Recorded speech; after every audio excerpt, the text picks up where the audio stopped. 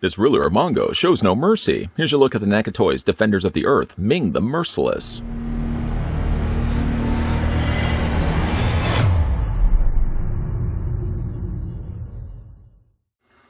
Ming the Merciless has been battling the unconquerable Flash Gordon for years in their constant clash of good against evil. Desperate to seize and dominate the Earth, Ming's greed for conquest has become his obsession.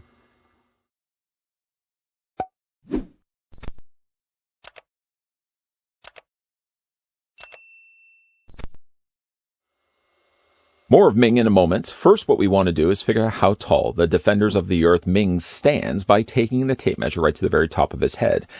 I know what you're thinking. The collar technically is a higher piece, but because I would consider that to be an accessory on the figure, and I really want to measure the molds themselves, instead, I'm going to throw caution to the wind and measure to the very top of his head, right there. While I'm doing this, by the way, I'd like to thank the folks over at NECA Toys that provide the sample of Ming the Merciless that we could have a look at in this review. Both Ming and the previously looked at Flash is available right now in retail stores and online as well. The figure of Ming stands 7.1 inches in height. Let's quickly switch that to centimeters, revealing that Ming is 18.1 centimeters tall.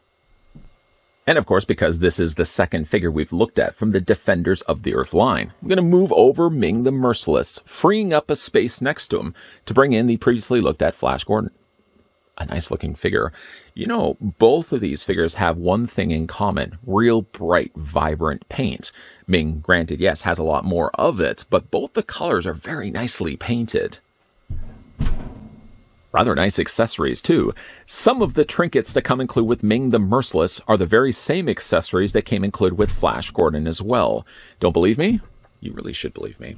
He comes included with a space pistol that goes pew pew pew. It is in fact the exact same pistol, reaching off to the side to where the black hole resides, and pulling the one that came included with Flash Gordon, you can see that they are identical.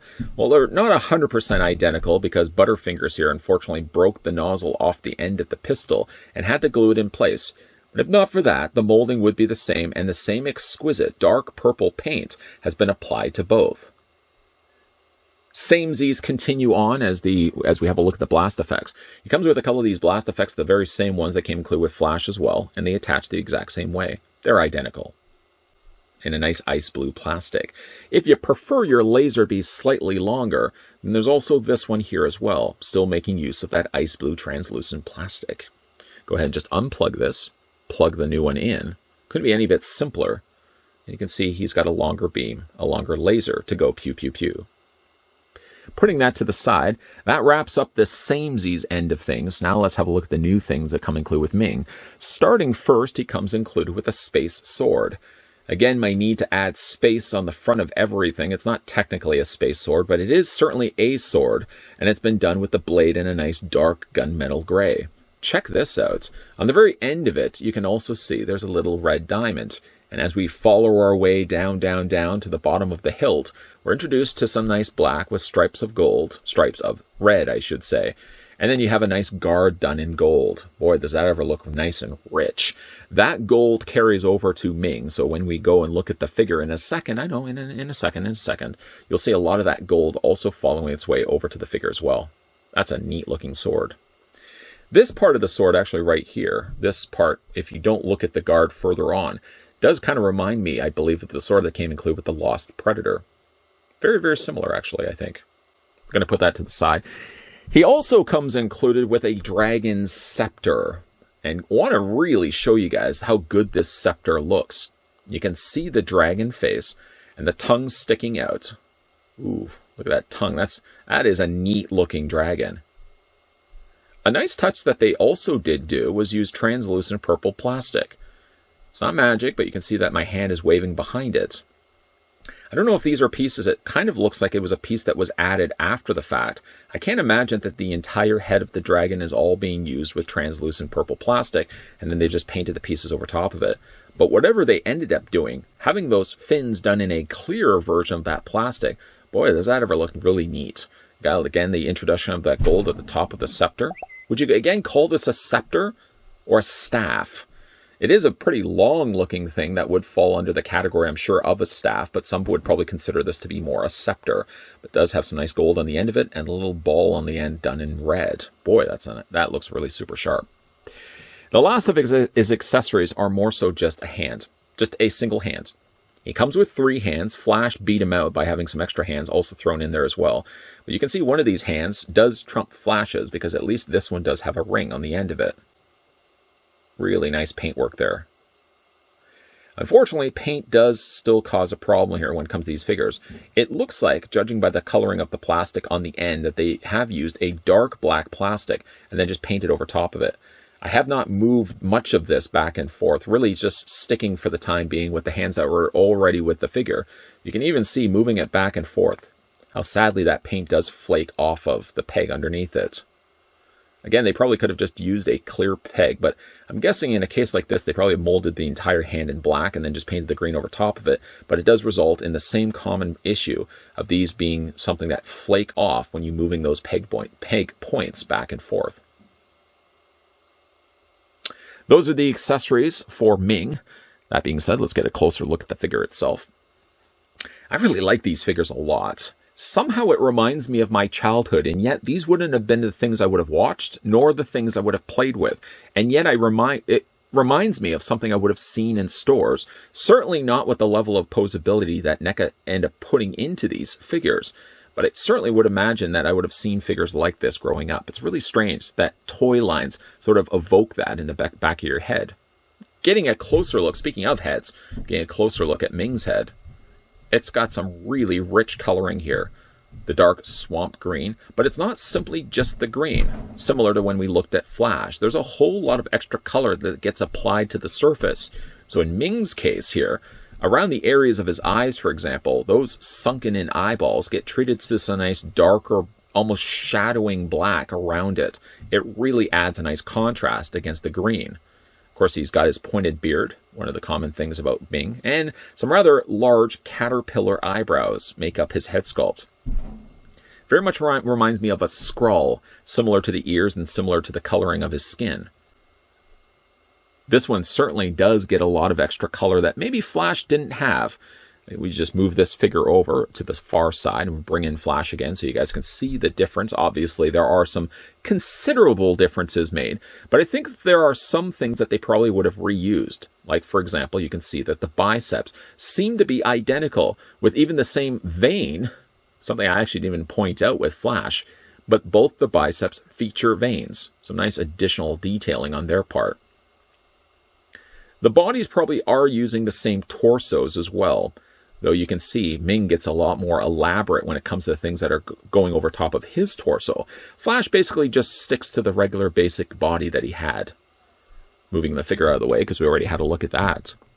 I do like the additional gold that they applied to not only the crest of his collar, but also these little stones, these not quite amulets, but they're basically like the parts that connect the cape to the top of his torso, have been afforded some nice additional gold, some purple, some orange in there as well.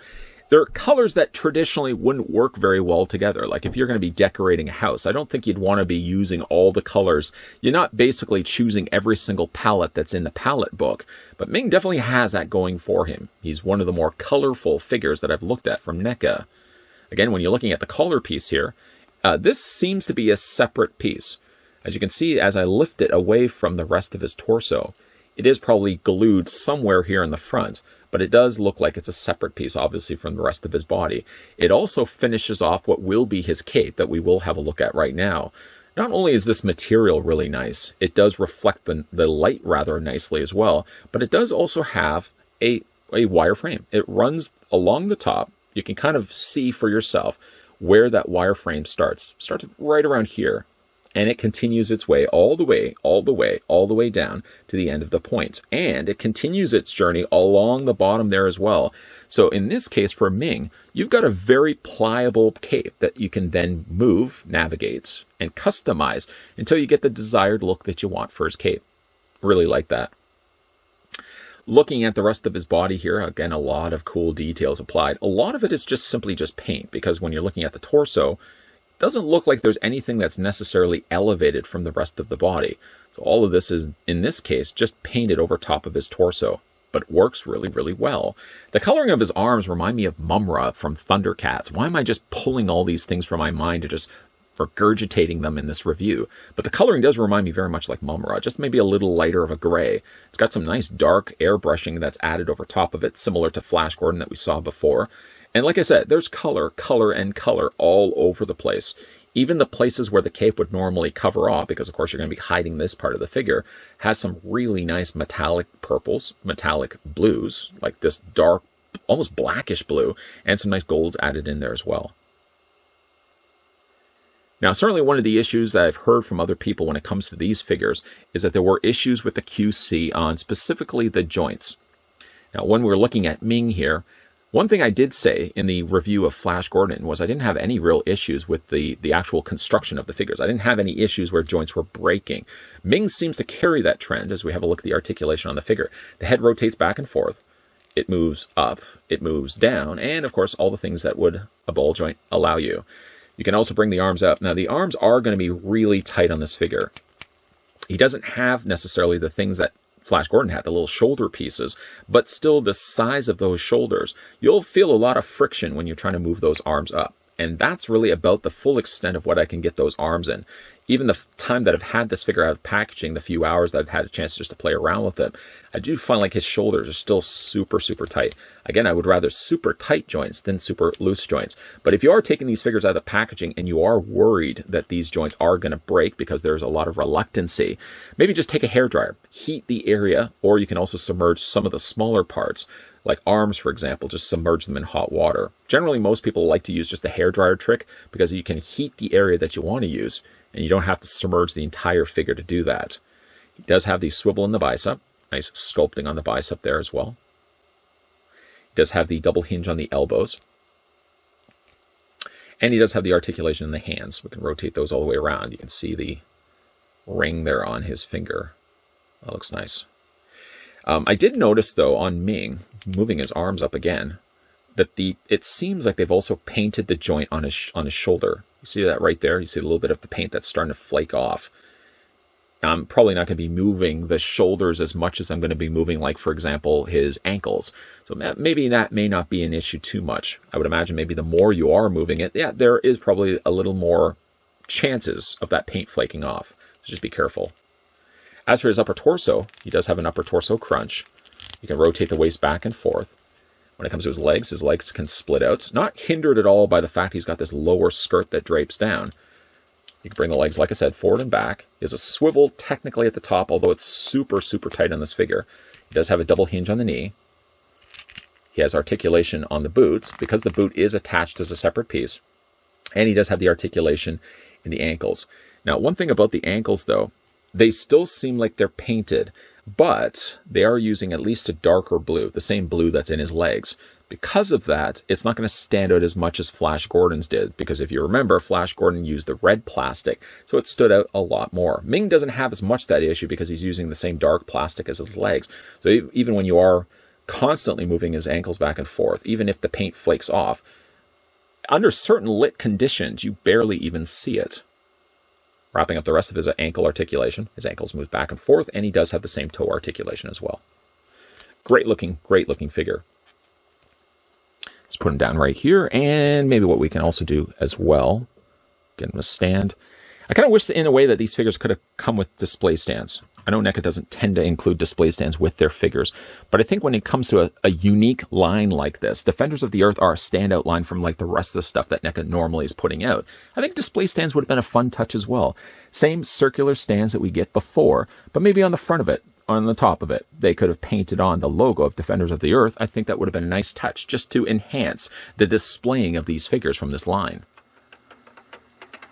Don't listen to those people that will tell you less is more. Less is more.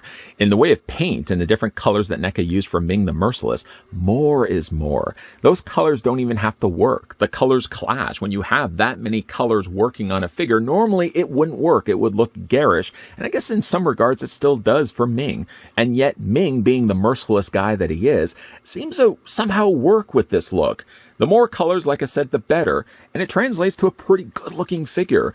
He definitely has a lot more color than Flash Gordon did, and when you start incorporating all the other things that Ming has at his possession, like, for example, a wireframe cape and all those accessories, I had to even in final looks display him with both the space sword and the dragon scepter. Would normal people be able to pull off a look of a sword and a scepter? Probably no. They would say, I think you're adding too much. You're carrying around much more than you really need. And yet Ming the Merciless seems to pull it off really effectively. He does have some really nice looking paint. Still a problem, unfortunately, when it comes to pegs, like his ankles, for example, and his wrists, for example. Those are still using painted over pegs. So, of course, when you are moving either one of those things about, paint is going to flake off, but at least it's only going to flake off in those areas. I did notice that there was going to be an issue that possibly could arise when it came to the under hinge joint of his shoulders, because of that also looks like it's been painted over. But I don't think I'm going to be using and moving that joint as much as I'm going to be moving like his arms, or specifically his wrists and his ankles. I think if anything's going to really show the paint flaking off, it's going to be those two places, and probably not so much in his arms. Again, I don't have any real issues when it comes to the articulation on this figure. I have, again, heard some people had some real issues when it comes to these Defenders of the Earth figures. I had to, of course, pluralize Defenders again. Screw you, Jerry O'Connell. But no, I don't have any issues so far, knock on wood. Still, we are going to be looking at Phantom, which I think is the only 3 figures so far released for Defenders of the Earth. I don't think we've yet to get the other 2 released. If you have seen all 5 of them, certainly let me know down below. But based on how well these figures are looking so far, I'm definitely going to be interested in picking up the last 2 to finish out and round out the rest of the Defenders of the Earth. I don't think we're going to be getting any more than the 5. Have you picked up the Ming the Merciless? I know I added a "the" in the front of that, but let me know down below in the comments section if you've had any issues with these figures, or what you just think of this line as a whole. I really like the retro vibe that I'm getting from this line, and I'm super excited to have a look at the Phantom, which is probably going to be one of my personal favorites.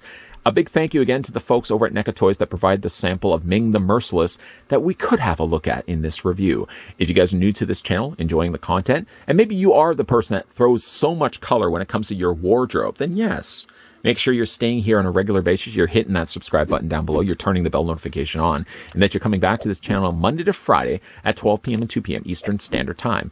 We are planning to look at the Phantom, as I know I certainly already alluded that in this part of this review. So his review will be coming up, but we will also be looking at some more other NECA releases. So make sure you keep your peepers peeled to this channel. And as always, thanks for watching. See you guys next time.